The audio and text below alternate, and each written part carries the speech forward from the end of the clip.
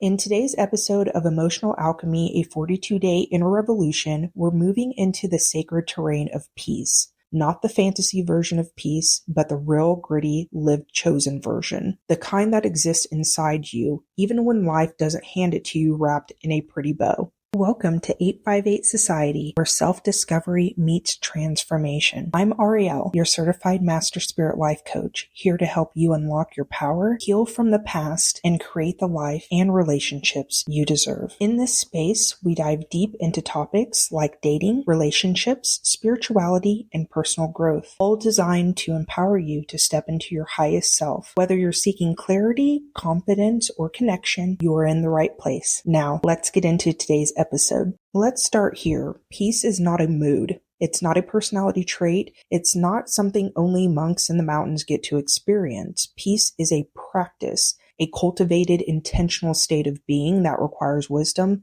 self-awareness, and discipline. You weren't born peaceful. You were born human, and humanity is noisy, messy, loud, chaotic, and reactive. So if you've struggled to find peace, you're not broken. You're alive, okay?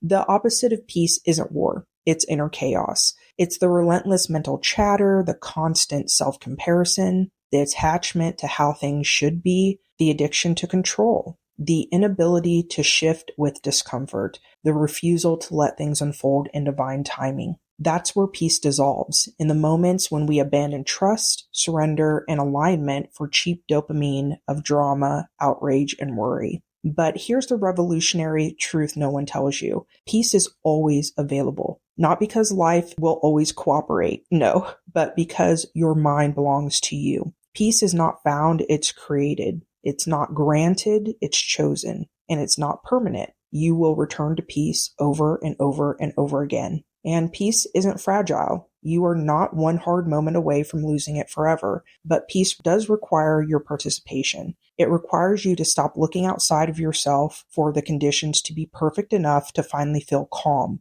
It requires you to stop arguing with reality. So how do we lose peace? We betray ourselves to please others. We say yes when we mean no. We hold on to people who already let us go. We seek validation over alignment. Sometimes we mistake anxiety for productivity. We abandon our bodies while we live entirely in our heads. We confuse chaos for passion, and we internalize narratives that tell us suffering is noble. These habits aren't flaws, though. They're programming. And peace? Peace is the unlearning. So how do we return to peace after hardship, suffering, or betrayal? Well, definitely not by pretending like it didn't happen. Not through toxic positivity or spiritual bypassing, and not through empty mantras slapped over deep wounds. We return to peace through integration, through acceptance, through allowing grief to move through us without resistance, through making space for both the ache and the relief, through forgiveness, not because they deserve it, but because we do. Peace is not the absence of pain. It's the refusal to let pain become your identity. It's the moment you decide,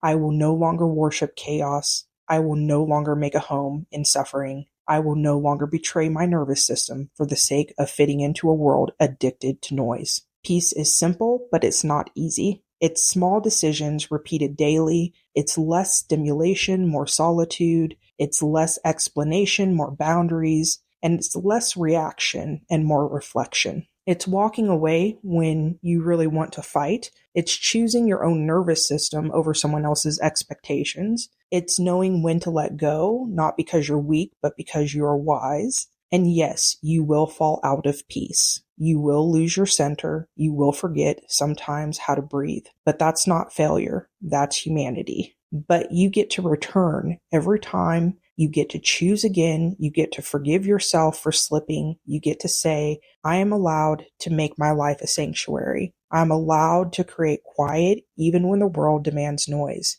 I'm allowed to protect my peace as fiercely as I protect my people. Because peace is sacred and no one can give it to you, but no one can take it from you either. I'll leave you with these 3 questions to answer in the comment section. Where in your life have you mistaken chaos for normalcy? And how is it costing you your peace? What habits or relationships are pulling you out of alignment with your natural state of calm? And lastly, how can you begin reclaiming peace today in small, intentional ways that honor your nervous system and your soul? I look forward to connecting with you in the comment section. If today's episode resonated with you, hit that like button, subscribe to my channel, and share this episode with someone who needs to hear it. And if you're ready to go deeper into your self-discovery journey, join my Patreon community where we explore transformative topics like dating, relationships, spirituality, philosophy, and more. You'll also find my beautifully designed digital guides filled with life-changing insights available on Patreon and on my website at 858society.com. Both links are in the description, and I can't wait to connect with you there. I'll be back soon with another empowering episode to help you unlock your fullest potential. I'm sending you much love and light. Take care, my friend.